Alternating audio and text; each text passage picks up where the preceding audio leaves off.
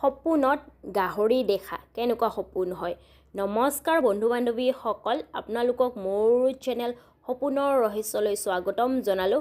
বন্ধু বান্ধৱীসকল, আজি এই সপোনৰ ভিডিঅ'টিত আমি জানিম সপোনত গাহৰি দেখা কেনেকুৱা সপোন হয়, অৰ্থাৎ ভালনে বেয়া, শুভনে অশুভ, সকাৰাত্মক নে নকাৰাত্মক বা কি কথাৰ সূচক হয় তাৰে বিষয়ে আজি আমি এই ভিডিঅ'টিত জানিম।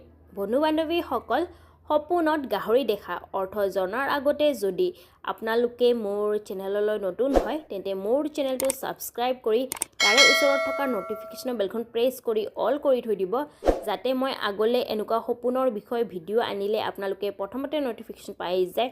আৰু যদি আপোনালোকক মোৰ এই ভিডিঅ'টি ভাল লাগে তেন্তে এটা লাইক কৰিব, লগতে বন্ধুবৰ্গলৈ শ্বেয়াৰ কৰিব।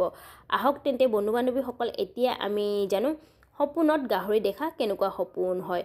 বন্ধু বান্ধৱীসকল, সপোনত গাহৰি দেখা শুভ অশুভ দুয়োটাই সপোন মনা হৈছে, অৰ্থাৎ বেয়া ভাল দুয়োটাই সপোন মনা হৈছে।